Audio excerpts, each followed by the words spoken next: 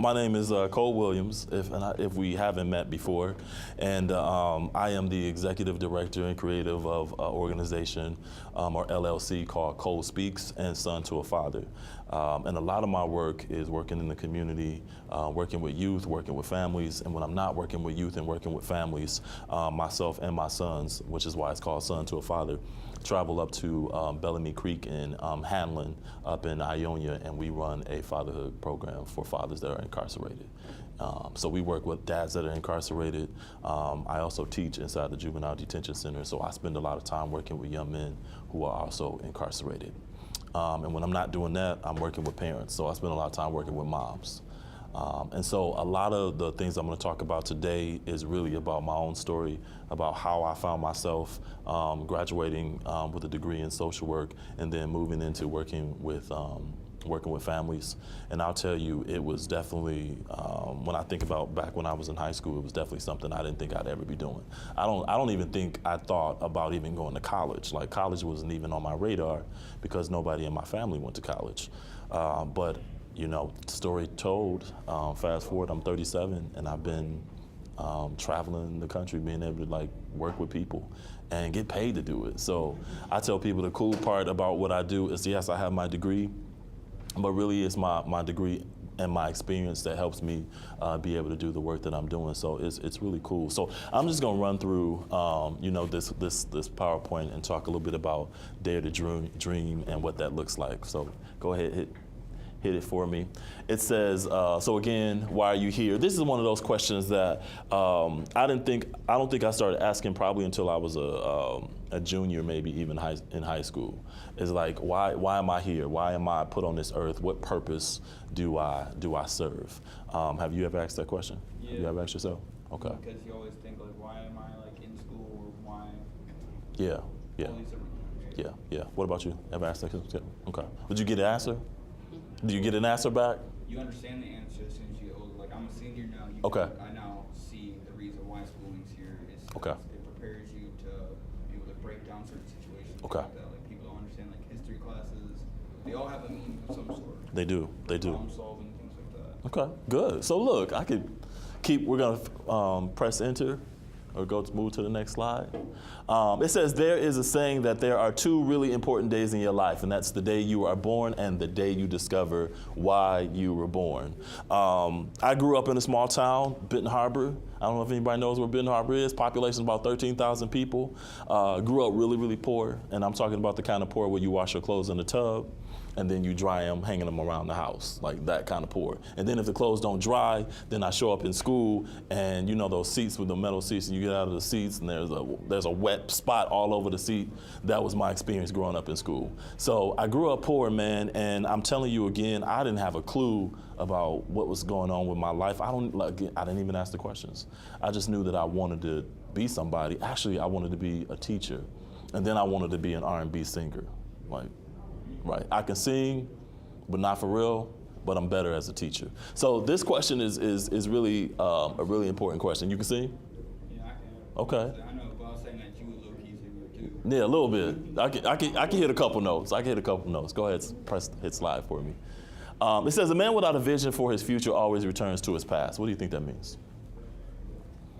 A man without a vision always will return back to his past. What do you think that means?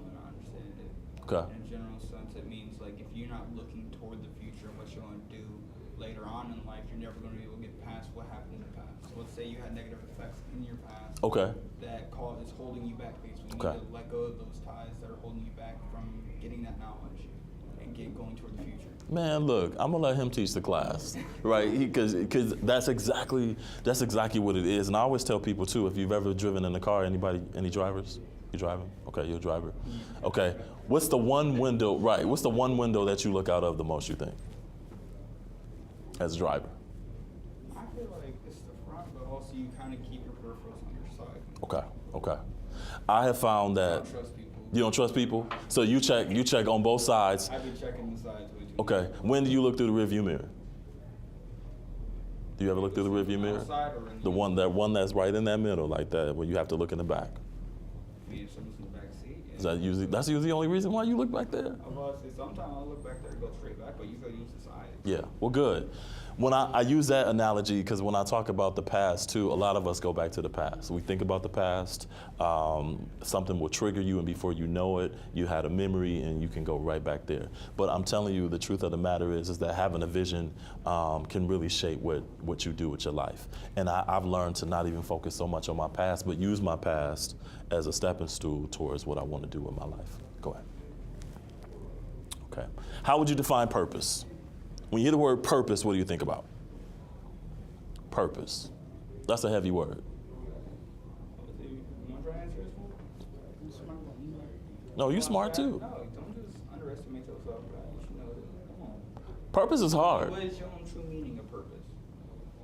What do you believe it is? Is it something you have to do? Is it something you have to be? Personal belief on it. Okay, okay. I would say it's a mission too. Like, why am I here? What is my purpose? What are my skills? What are my talents? Anybody got a skill or talent? I would say I know how to cook. Okay, that's For 10 years. okay. Anybody else? What you got? You're an artist? So you draw? Okay.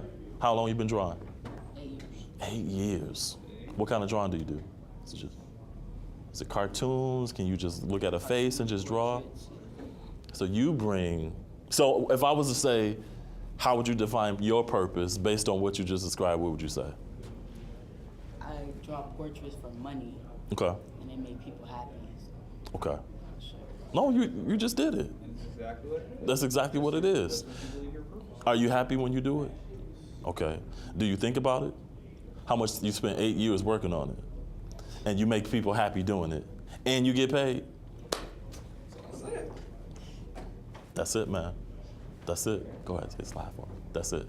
I'm not going to read this whole thing, but it says each person has an assignment to carry out, and it may take some digging to figure that out. But for example, even for you, you don't really even have to dig. You already know what it is. You've invested 8 years of your life in your artwork. That right there is now creating funding for you to be able to support yourself. With education behind that, the sky's the limit. Sky's the limit. Yeah, so you don't have to dig, yep. So I want you to complete the following. It says, if I won first prize at a talent show, it would be for what? I already know yours. Actually, mine. What would yours be? I don't even know. You don't know?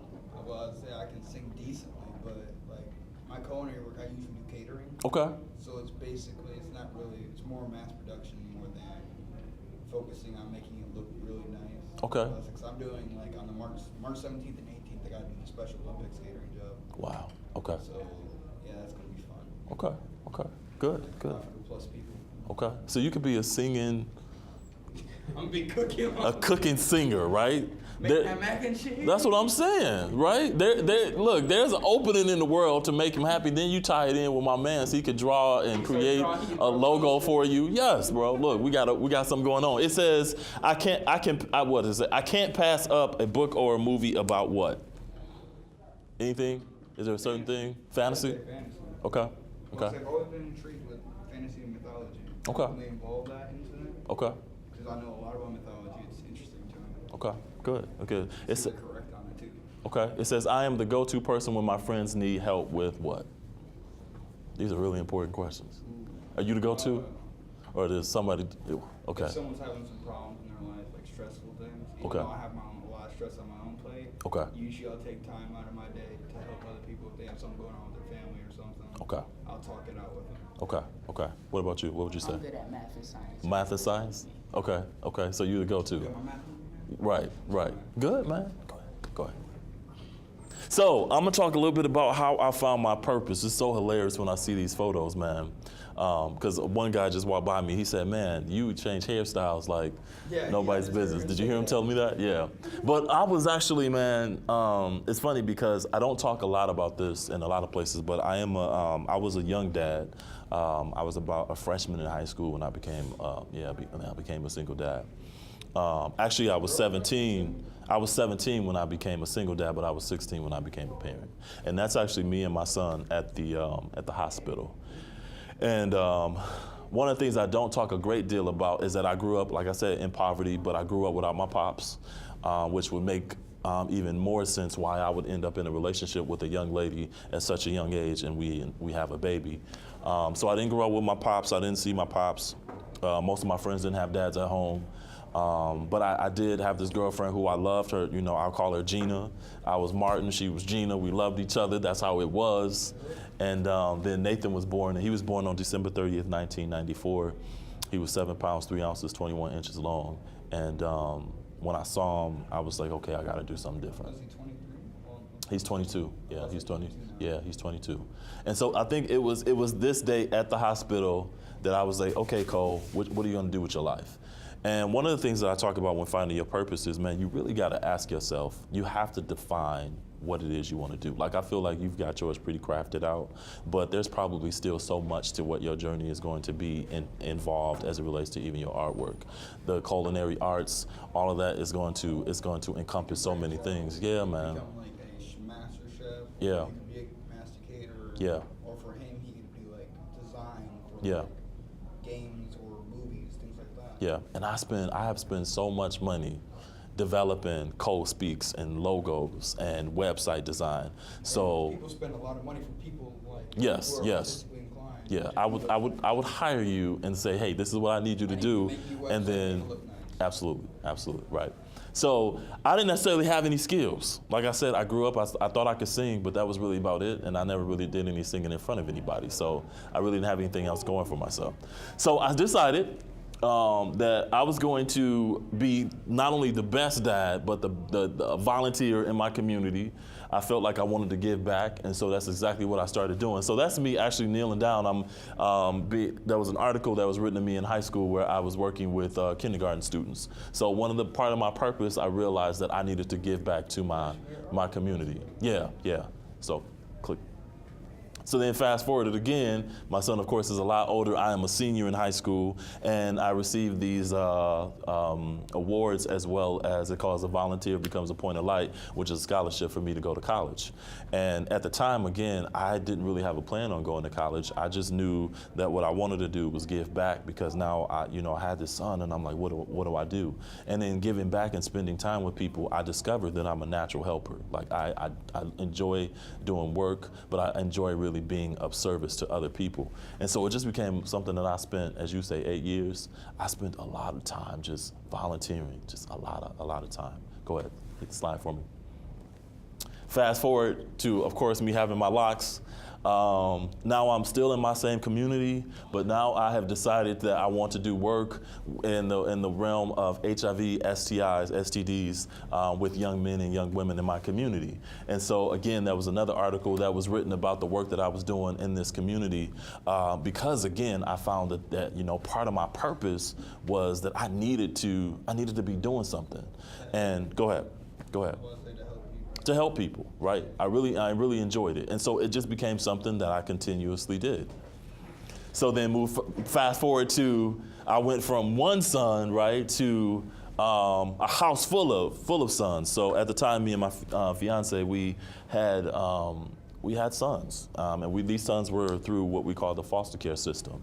And so not only was I working in an agency that had kids that were removed from their homes, but I also brought these young men into my home, and I became a dad. So it was just this continuation of me helping people, using all of my time and energy to do it, and then fast forwarded to having the amazing gifts of raising sons from this community.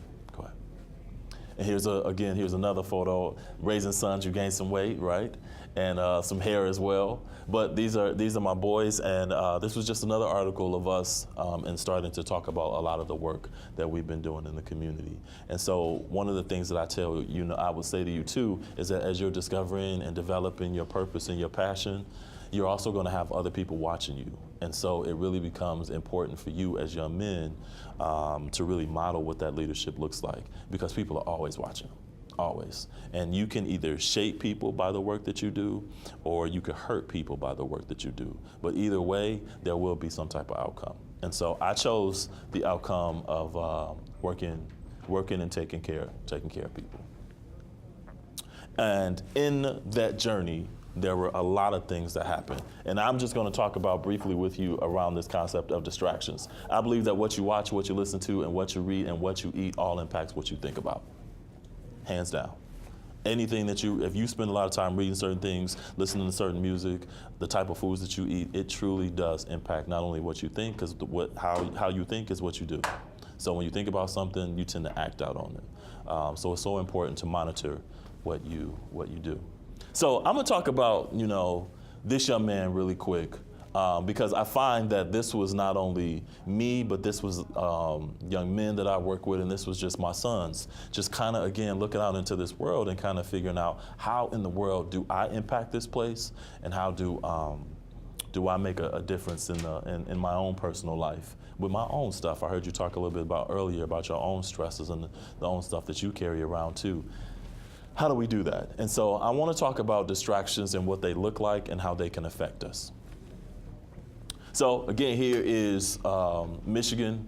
I'm not for sure where this at in Michigan, but one of the things that stands out to me is that there is a lifestyle. I don't know, there's a lifestyle that many young men try to lead.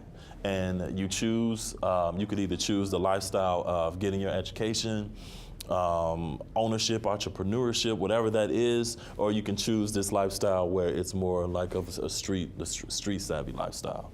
I know a lot of people that choose this style, and so I want to talk a little bit about what those distractions look like in those streets, right? So who are these dudes? Anybody got a favorite rapper that's on there? You know any of these guys? Who do you know? I don't like none of them. You don't like any of them? Do you think music has an impact on your choices, how people think and what they choose to do? Okay. It's definitely, like, I feel like a lot more, it depends on, if people don't understand, like, the lyrics of music, Okay. do affect people. Okay. Like, when people repetitively listen to music that are, like, let's say, heavy metal, people who listen to that type of music. Yep. Usually, if you actually listen to the lyrics, it's a lot more, it puts people down more. I feel Okay. like it makes them want to isolate the world compared Okay. to R&B, which is more, they want to fit in with the cool crowd and things Okay. like that. Okay. Acoustic people, more like, they seem more calm to me. Okay, so what I hear you saying is that even in the style of music we listen to, it definitely it groups us. So if you're you listen to that type of music, that's kind of the group that you hang out with. Okay, go ahead. What do you know about this? Lean, right? Do anybody talk about this? Okay. I looked right at it, I was like, Yeah. Yeah. So this is another thing that I see a lot of, and I don't know if you hear the stories, but I hear a lot of stories that talk about using drugs and specifically using lean.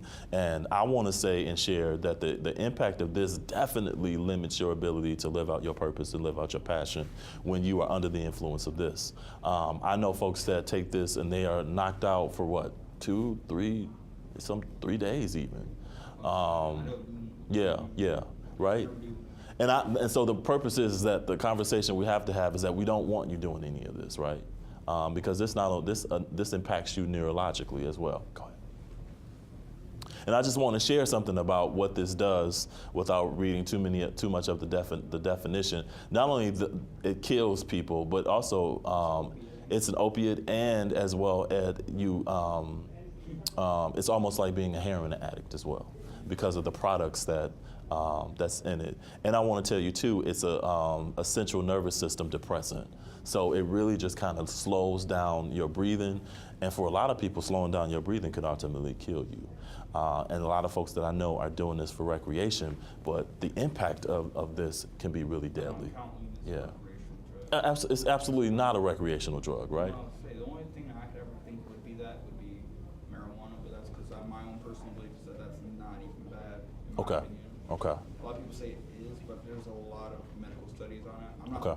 I'm not really for recreational, but I'm more for the medical uses. Like I know several people who are very injured and they use that for that reason, for the CBD inside of it.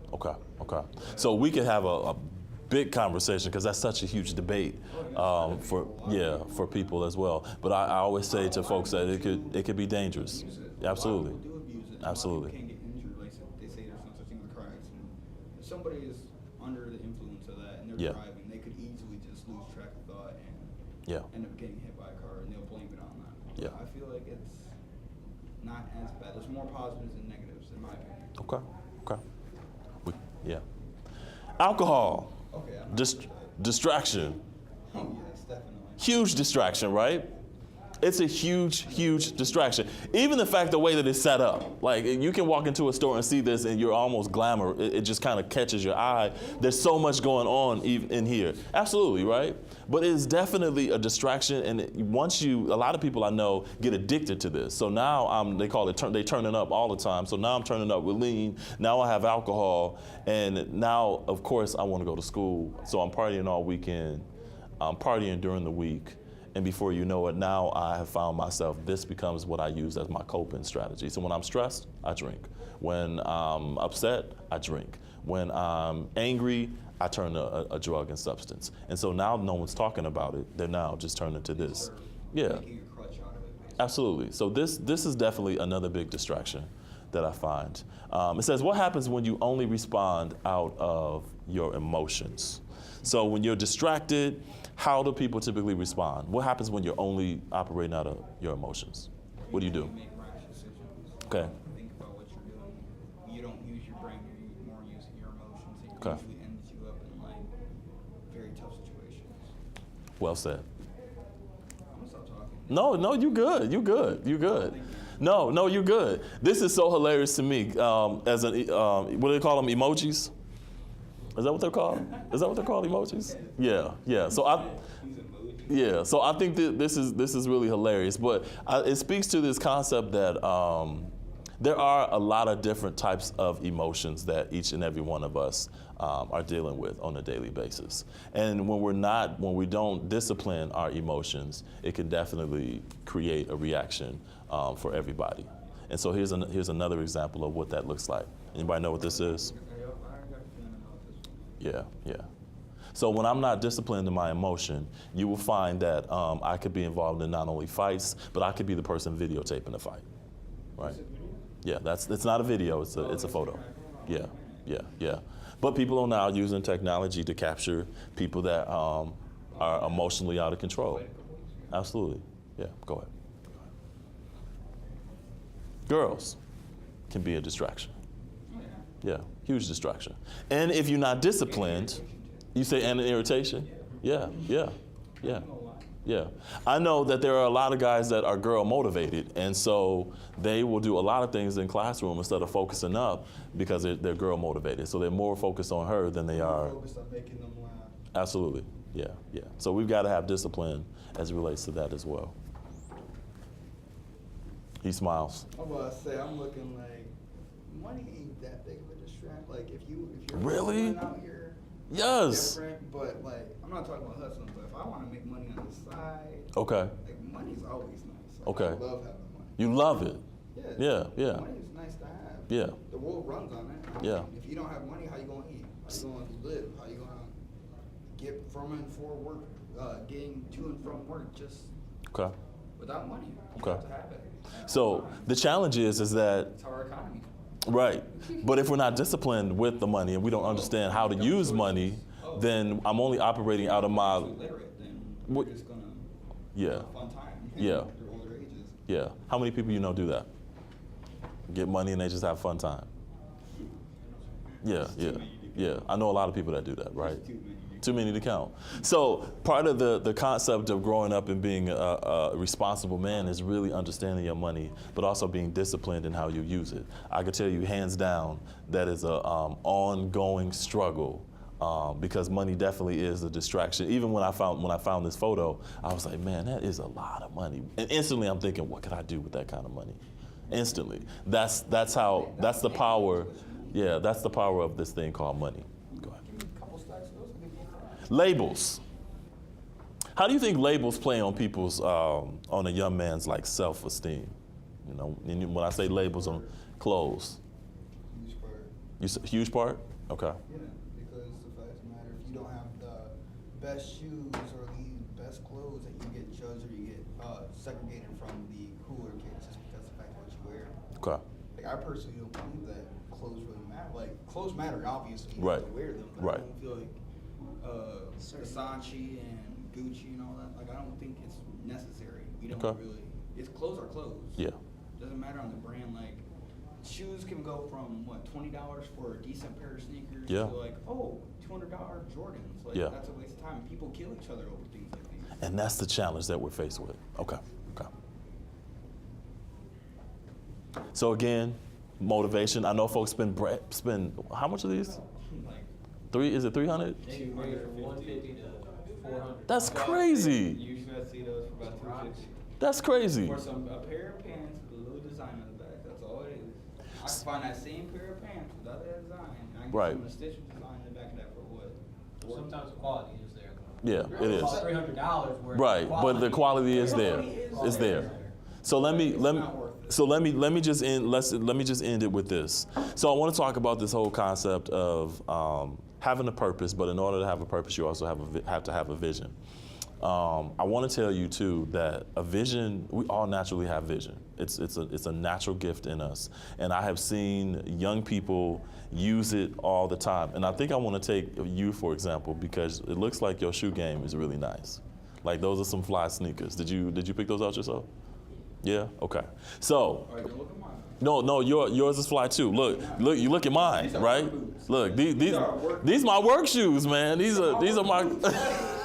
Talking about the work shoes. So in order to have a vision, I have seen people go. So when you picked out your shoes, right? So you picked them out. Did you go try them on? What you do? Walk me through what you did? Pay for them. That's another question. Okay, so you picked them out, right? And then what'd you do? Did you try them on? Yeah, Why'd you try them on? 'cause I like the shoe. Because you like the shoe? Make sure they look like it. Did you want to make sure they fit, right? Okay, so you liked them, you put them on, they fit. Did you do anything else once you bought them? No? I Okay, like the quality of Jordans. okay, Very durable. okay. Click. I have a picture of. Would you like a closet full of those? No, I wouldn't either. You know how expensive. Why is that necessary, yo? No, right. That like irritates me because I'm looking at that. That's a huge amount of money. Like, Right. Well, here's at least $100 a pair. Well, here's what I discovered is that this is somebody's love. Like somebody loves this. Like this is their passion. This is what they collect. And there's enough money. I had a young man say to me the other day. He said my shoe game is so tight that actually people laugh at me. But he was like, I could actually turn my shoes in, resell them, and I could probably put a down payment on a house. That's how much he's invested in it. And so part of this passion is investing in your vision for your life. And a lot of people would judge a guy like this or a girl like this, but I would tell you that if you happen to be a person in this earth that finds something that you love, that's the best gift a person could have. And I would say, man, that's absolutely ridiculous that you would have a shoe game like that. But I've come to discover that for a lot of people, they just they call them sneakerheads, and they just love it. I know one They love guy it. who basically what he does make money off of that. Yeah. You know, I think about it, he goes on like websites, he finds shoes that are like damaged, and he Yeah. repairs them, And he sells. customizes them Yeah, for people. yeah. He, So what kind of guy would you call that? he's an entrepreneur. There we go. There we go. Basically what he is, he There you go. makes a lot of money here. Yeah. You know, he takes his time. Yeah. He'll cut into them with X-Acto knives, he'll make them look really nice. Yeah. I could never do that. That's why that's not my gift. Yeah, that's not my skill. But I would just encourage you fellas, man, as you are taking this journey, you are you're a senior and what grade you in? You're a sophomore? Okay. As you're taking this journey, man, really, really, really do some evaluating on what you want to do with your life. And I will tell you this, that even you can make the best plans, and the world will reshape it because of the distractions that come in. But I'm telling you, if you really stay focused and you set some goals, it's really not hard to do this at all. It really isn't. It's very possible. And you are you're a senior this year, right? Yeah. So what's your plan afterwards? What are you thinking? GRC thing for the first two. Okay. I'm gonna do 2+7. Okay. Just to go GRC, get my basic credits. Okay. It's cheaper. Okay. I already have my high school. I already have my college already paid for because Okay. my stepmother is a veteran, Okay. 100% disabled, and I get a GI Bill Okay. for it. Wow. So it's already laid out for you. Yeah. It's a lot of money. It's already laid out.